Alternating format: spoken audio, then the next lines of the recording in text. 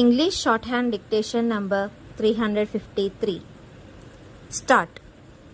The Foreign Exchange Regulations Act 1947 is a temporary act due to expire on the 31st December 2007. It was being extended every 5 years in the expectation of better times instead of being placed on a permanent footing straight away. India is still short of foreign exchange, and I see no reason why this act should not be extended without specifying a time limit. This object is sought to be achieved by deleting the duration clause from Section 1 of the Principal Act. While this is the main purpose of the bill, I have taken this opportunity to improve the working of the Act by bringing about certain other amendments. One such amendment relates to the enforcement of foreign exchange offences. As in the Sea Customs Act, my idea in the present bill is to create an adjudicating machinery to deal with some of the major offences arising out of the Foreign Exchange Regulations Act. The machinery of adjudication is detailed in clauses 16 and 17 of the bill, which provide for a director of enforcement for initial adjudication and an appellate board to hear cases of appeals against the orders of the director. The main reason for creating such a machinery is that we have not been particularly successful with the prosecution of offenders in the courts of law for various reasons.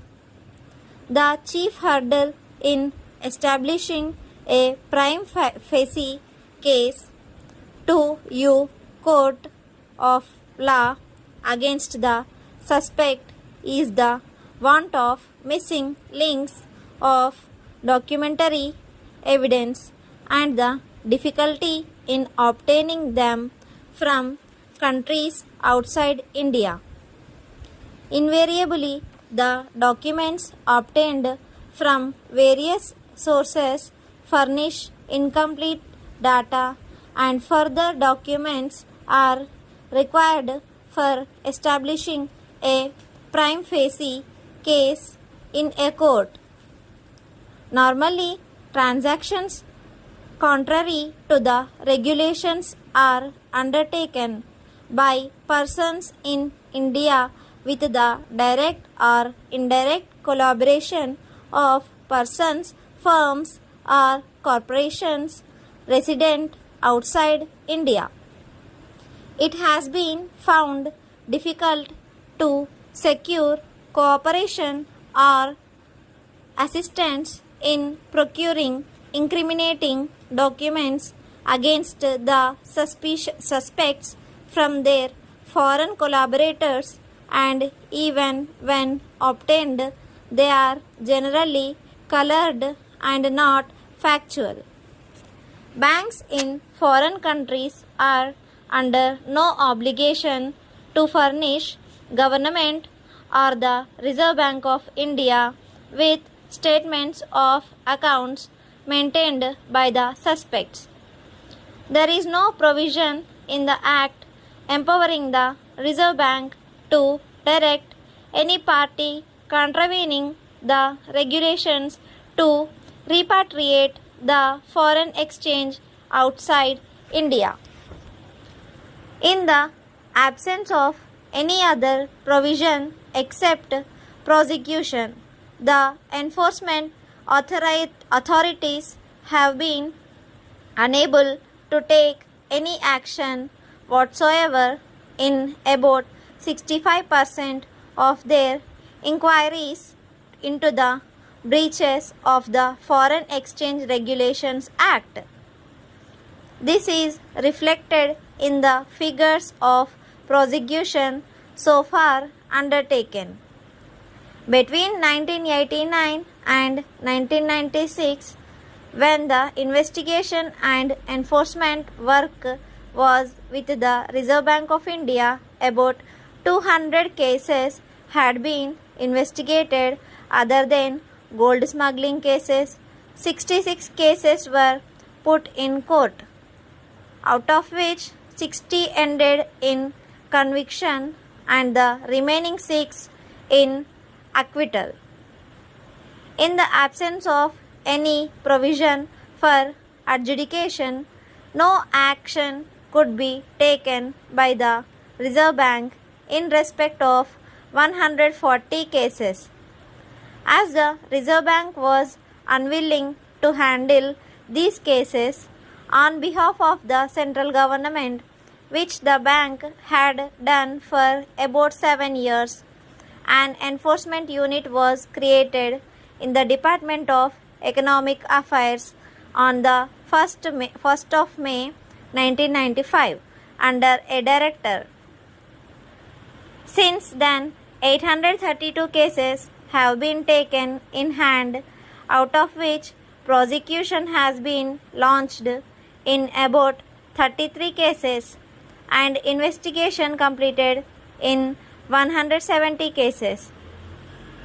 In the vast majority of these cases, difficulties are being experienced as legal evidence is not sufficient for successful prosecution. Our experience, therefore, suggests that these difficulties are likely to be minimized to a considerable extent if the proposal in the amended bill to proceed against parties before an adjudicating officer is accepted. There is already an enforcement unit functioning under government with a director as its head. The bill seeks to vest him with the authority to adjudge some of the major offences and impose penalties not exceeding 3 times the value of foreign exchange involved in the violation, or rupees 5,000, whichever is more. If, however, after holding an inquiry, the director thinks that, having regard to the gravity of the offence, a sentence of imprisonment is called for, he may launch a prosecution instead of dealing with the offence himself. An appeal would be from his decision to an appellate board consisting of a chairman and another member to be appointed by the central government. This board will have both appellate and revisional powers. In clause 17 of the bill, it has been proposed that if any person fails to pay the penalty imposed by the director or the appellate board, he can be prosecuted in court. This has been suggested to make adjudication effective, particularly in respect of repatriation of foreign exchange.